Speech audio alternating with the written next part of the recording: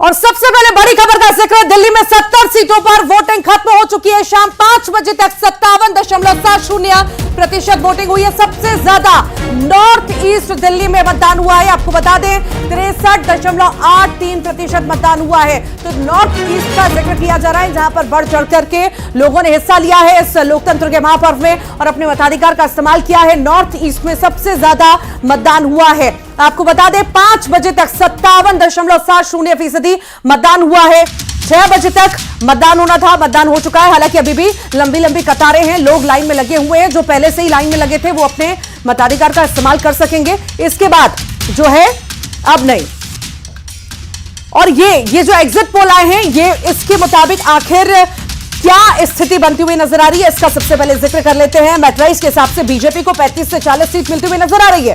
तो वहीं आपको आप देख रहे होंगे 32 से 37। तो वहीं कांग्रेस के खाते में हो सकता है कि एक सीट आ जाए, अदर के खाते में एक भी नहीं। तो ये कहीं ना कहीं आंकड़ा बहुत बदला हुआ नजर आ रहा है। चूंकि हमने पिछले चुनावों में जिस तरह की तस्वीर देखी थी, इस बार तस्वीर बहुत ज्यादा बदलती हुई नजर आ रही है। आप देख रहे होंगे बीजेपी को 35 से 40, यानी कि ये जो एग्जिट पोल दर्शा रहे हैं, हालांकि ये एग्जैक्ट नहीं है पर एग्जिट पोल है। इससे आप समझ सकते हैं, जो अनुमान है इससे आप समझ सकते हैं कि बीजेपी का जो प्रचार रहा, आक्रामक प्रचार, अगर इतनी ही सीटें आई तो वाकई में वो प्रभाव डालता हुआ नजर आया। आपको 32 से 37 सीटें मिलती हुई नजर आ रही है। तो वहीं कांग्रेस, हालांकि इतना एक्टिव कांग्रेस नहीं रही, फिर भी दावे कांग्रेस की ओर से खूब किए गए, पर कांग्रेस के खाते में एक सीट जाती हुई नजर आ रही है।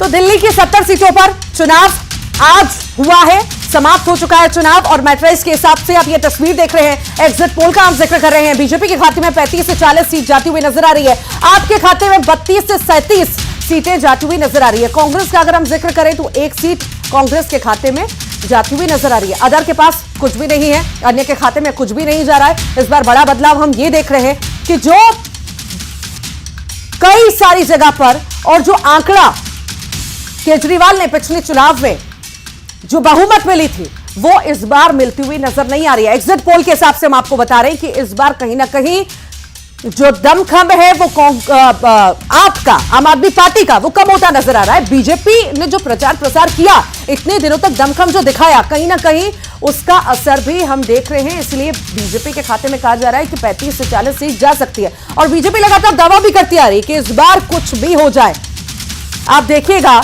लोगों ने हम पर भरोसा जताया है और हम ही जीतेंगे। लोगों ने देखा है कि आखिर लोगों को किस तरह से आम आदमी पार्टी ने चूना लगाया है, ये बार बार बीजेपी कहती रही। और अब जब ये एग्जिट पोल आए हैं तो ये भी दर्शाते हैं कि शायद जो प्रचार प्रसार बीजेपी ने किया है उसका असर दिल्ली में देखने को मिला है। ये आप टेलीविजन स्क्रीन पर भी तस्वीर देख रहे हैं। आज की बेहद खास ये तस्वीर है। अलग अलग जगह पर अलग अलग नेता जो है पहुंचे और अपने मताधिकार का इस्तेमाल किया है। और हमारे साथ सहयोगी अशरफ काजमी जुड़ रहे हैं दिल्ली से। अशरफ, तस्वीरें हम देख रहे हैं कि आखिर, हालांकि वोटिंग अब खत्म हो चुकी है, पर एग्जिट पोल के हिसाब से अगर हम देखें तो बीजेपी को बढ़त भी मिल रही है, आम आदमी पार्टी नीचे जाती हुई भी नजर आ रही है। क्या क्या फैक्टर रहे इस बार चुनाव में, और आखिर जो एग्जिट पोल के हिसाब से ये जो आंकड़े हम देख रहे हैं, क्या चीजें रही जो आपको पीछे धकेलती हुई नजर आई?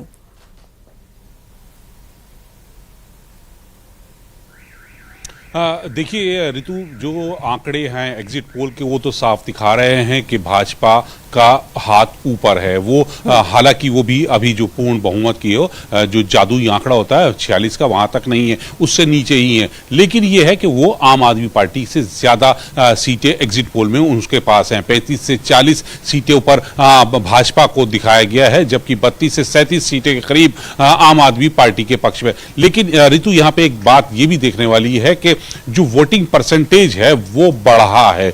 2020 में 5 बजे तक 54.2% 54.2% मतदान हुआ था, जबकि इस बार 2025 में इसी समय यानी 5 बजे तक 57.7% मतदान हुआ, यानी 3% मतदान ज्यादा है। जब मतदान ज्यादा होता है तो वो परिवर्तन की तरफ होता है, और यही कमोबेश जो रुझान है वो एग्जिट पोल में भी दिखाए जा रहे हैं। एग्जिट पोल में भाजपा की तरफ दिखाए जा रहे हैं कि उनके पास सीटें ज्यादा है। आम आदमी पार्टी को एक बड़ा झटका लग सकता है चुनाव नतीजों में, ये एग्जिट पोल है। और लेकिन जो ट्रेंड बताता है हमेशा से, मतदान अगर ज्यादा होता है तो वो सरकार के खिलाफ ही जाता है। 3% ज्यादा है, ये 5 बजे तक है, जबकि 1 घंटे बाद 6 बजे तक वोटिंग हुई है। 6 बजे के बाद जो भी पोलिंग बूथ में मतदाता रहे होंगे वो भी वोट करेंगे। तो यानी ये आंकड़ा अभी और बढ़ सकता है, और हो सकता है कि आंकड़ा 60 के से ऊपर चले जाए, और ये भी हो सकता है कि कहीं 70% के आसपास में ये जो आंकड़ा है पोलिंग का, मतदान प्रतिशत का, वो पहुंचे। तो वो थोड़ा सा इंतजार करना पड़ेगा। लेकिन एक चीज साफ हो गई है कि मतदान 2020 विधानसभा चुनाव से ज्यादा हुआ है, और वो ज्यादा मतदान आम आदमी पार्टी के लिए खतरे की घंटी है, क्योंकि अभी तक का तो यही ट्रेंड रहा है कि जब मतदान ज्यादा होता है तो वो परिवर्तन के लिए होता है, वो दूसरा सत्ता परिवर्तन के लिए होता है। तो इस बार हो सकता है कि भाजपा का जो 27 साल से सूखा है वो इस बार खत्म हो जाए, वो सत्ता पर किसी तरह से पहुंचे और पूर्ण बहुमत वाली सरकार शायद बना ले, और ये भी हो सकता है कि वो गठबंधन करके सरकार बनाए। लेकिन ये एग्जिट पोल है, अभी इसके नतीजे नहीं है। नतीजे 8 तारीख को आएंगे, तब पूरी स्थिति पता चलेगी। लेकिन ये जो बात हो रही है सिर्फ और सिर्फ आंकड़ों की हो रही है, अंदाजे की बात हो रही है, और जो ट्रेंड होता है उसकी बात हो रही है। ऋतु, अशरफ, ये बदलाव के बयार की जो हम बात कर रहे हैं, ये बदलाव के बयार के बाद शायद अभी से या अभी कुछ दिनों से नहीं हो रही है। लोकसभा के जब से रिजल्ट आए हैं तब से ही कॉन्फिडेंस बहुत ज्यादा हाई जो है बीजेपी का था, और दावे भी बार बार किए जा रहे थे, और शायद ये हम देख भी रहे हैं।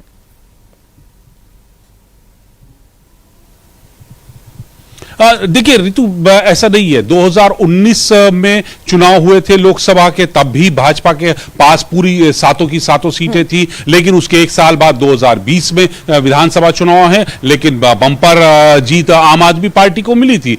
इस बार भी ऐसा ही है। 2024 के जो विधानसभा लोकसभा चुनाव हुए उसमें सातों की सातों सीटें भाजपा के पास गई हैं। लेकिन अब 2025 में जो विधानसभा चुनाव हो रहा है, इसमें जो मत प्रतिशत है वो बढ़ा हुआ है, और जो एग्जिट पोल जो सामने आ रहे हैं उसमें जो संख्या है वो ज्यादा भाजपा के पक्ष में जा रही है। 35 से 40 सीटों के आसपास उनको दिखाया जा रहा है। तो दोनों चीजों को मिला के देखिए कि मतलब जो ट्रेंड रहा है हमेशा, जब भी मतदान ज्यादा होता है तो वो बदलाव की तरफ होता है। तो हो सकता है कि इस बार दिल्ली की जनता ने आम आदमी पार्टी से उनको दूसरी विपक्ष में बिठाने का फैसला किया, और जबकि जैसा दावा लगातार चुनाव में हुआ है भाजपा की तरफ से कि वो दिल्ली को एक नई तरह से आगे लेके जाने चाहती है, विकास करना चाहती है, जो उन्होंने वादे किए उन पर भरोसा कर जनता ने उनके पक्ष में वोट किया हो। ऋतु, ये इस पर हम बीजेपी पर, आप पर हम फिर से बात करेंगे। कांग्रेस का जिक्र करना भी बहुत जरूरी है। ऐसा क्यों होता है कि कुछ उपलब्धि अगर हो जाती है, कुछ उपलब्धि मिल जाती है कांग्रेस को थोड़ी बहुत भी, तो उसके बाद एक्टिव होना ज्यादा जरूरी है कि सुस्त होना? शायद इस बार सुस्ती बहुत ज्यादा कांग्रेस की नजर आई है, इसीलिए शायद हम ये आंकड़ा देख रहे हैं। हो सकता है कि एक आए भी और ना भी आए।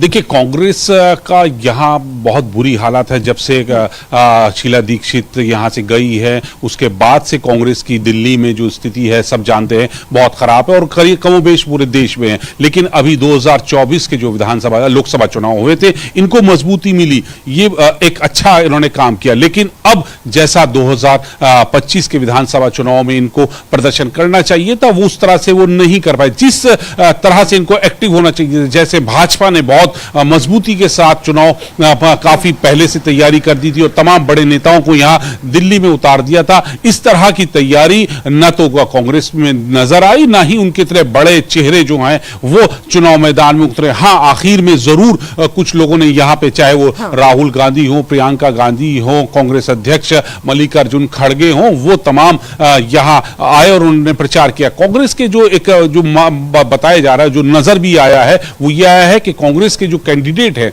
उन्होंने अपने स्तर स्तर पर खुद जितनी मेहनत की है वो उस पर है, पार्टी स्तर पर जो उनको मदद मिलनी चाहिए थी वो शायद नहीं मिली, और उसी का नतीजा है कि जो एग्जिट पोल के जो नतीजे या जो उनके परिणाम सामने आ रहे हैं सबसे बड़ा फैक्टर कौन सा रहा जो दिल्ली में काम किया? क्या अरविंद केजरीवाल का जेल जाना, शराब घोटाले में आरोप लगना तरह तरह के, और मंत्रियों पर आरोप लगना, अंदर की गुटबाजी होना, ये सब कहीं ना कहीं मेन कारण बने?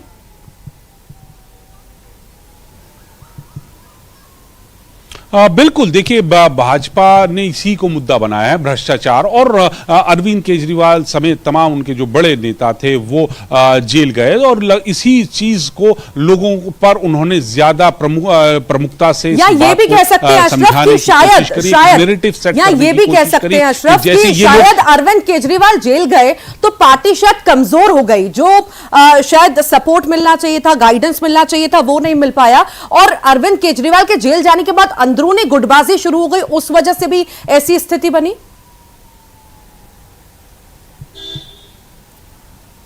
बिल्कुल, अंदरूनी गुटबाजी भी है, लेकिन जो नैरेटिव सेट किया बीजेपी ने और जिसको आम आदमी पार्टी लेके आती थी कि वो बहुत ईमानदार हैं, साफ छवि वाले हैं, उसी नैरेटिव को बीजेपी ने पलट दिया। उन्होंने साबित किया कि कैसे इन लोगों ने भ्रष्टाचार किया, कैसे ये लोग आरोपी है और जेल गए हैं। तो वो चाहे वो शराब घोटाला हो या दूसरे घोटाले हो, दिल्ली जल बोर्ड का हो, कई तरह के घोटाले बीजेपी ने उजागर किए, और जो आम आदमी पार्टी की साफ और ईमानदार वाली जो छवि थी उसको उन्होंने खराब किया, और उसके लिए उन्होंने सबूत दिए कि कैसे इनके जो मंत्री हैं वो तिहाड़ जेल में गए और कई कई महीने वहां पे गुजारे। इस चीज को उन्होंने जनता के बीच में रखा, नैरेटिव सेट किया, और हो सकता है कहीं ना कहीं ये बात आम लोगों के दिल में भी घर कर गई।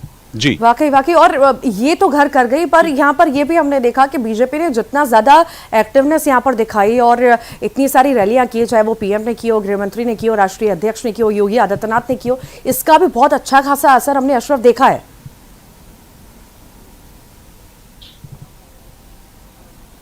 बिल्कुल, देखिए वही मैंने आपसे कहा कि बीजेपी ने अपने तमाम बड़े नेताओं को यहां दिल्ली विधानसभा चुनाव में उतारा है। जितने भी उनके मुख्यमंत्री थे, उनके बड़े नेता थे, राज्यों के बड़े नेता थे, सांसद हों, सब यहां पे उनकी जिम्मेदारी थी। उन लोगों को काफी पहले से जिम्मेदारियां दे दी गई थी और बहुत सक्रियता से वो जनता के बीच में जा रहे थे। अशरफ, मैं आपके पास लौटूंगी। वरिष्ठ पत्रकार सरमन नगेली जी हमारे साथ जुड़ गए हैं। नगेली जी, बहुत स्वागत है आपका। आप देख ही रहे हैं, स्थिति एग्जिट पोल भी चुका है और कहीं ना कहीं बीजेपी मजबूत होती हुई नजर आ रही है और आप कहीं ना कहीं पिछड़ती हुई नजर आ रही है, और कांग्रेस का तो खैर यहां पर कुछ नजर ऐसा कुछ खास आता नहीं है। कैसे देखते हैं आप?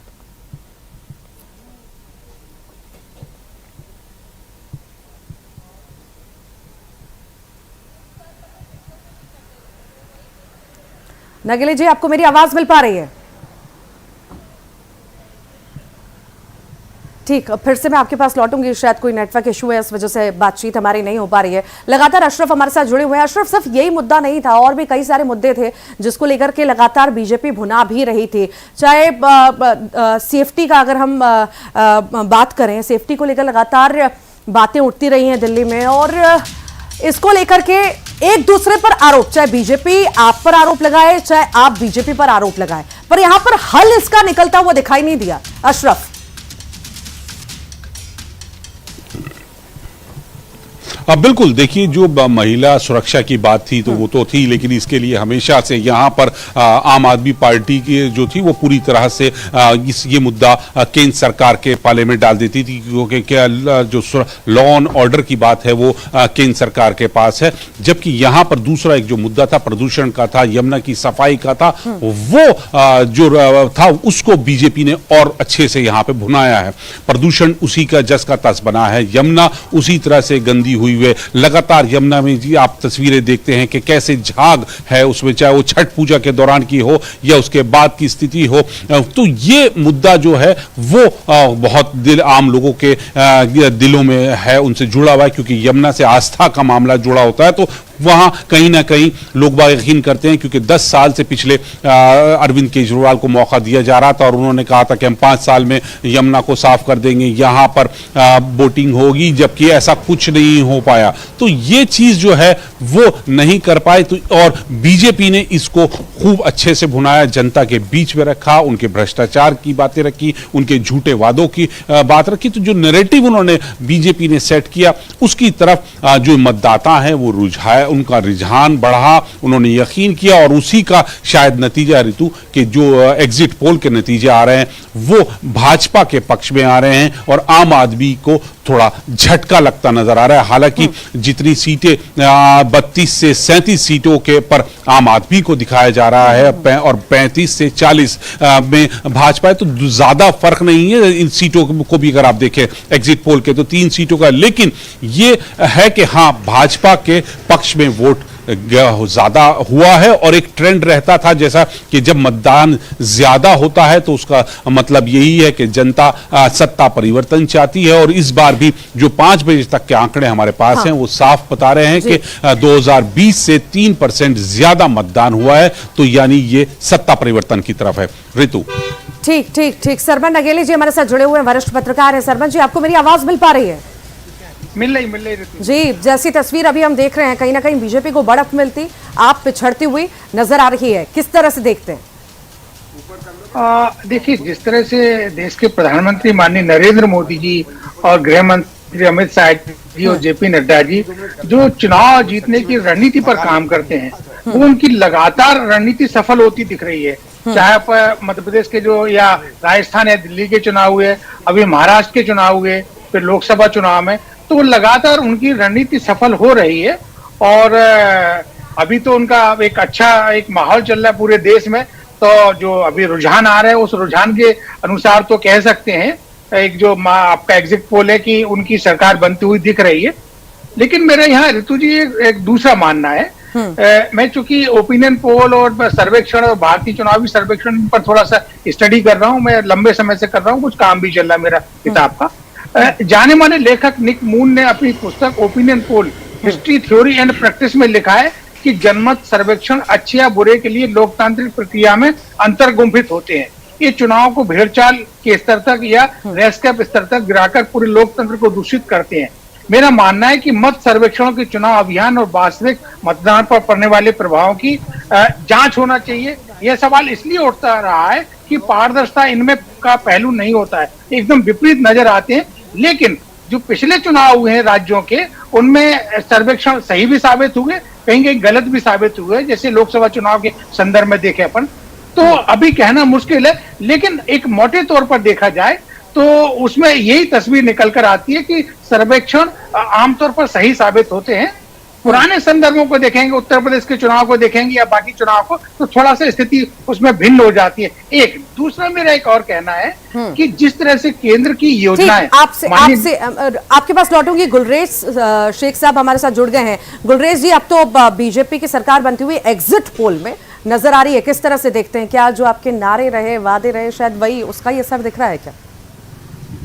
देखिए, नारे और वादों पर तो जनता का यकीन है भारतीय जनता पार्टी के ऊपर, क्योंकि उन्होंने देखा है कि बीजेपी जो कहती है वो करके दिखाती है, उसको जमीन पर उतार के नजर दिखाती है।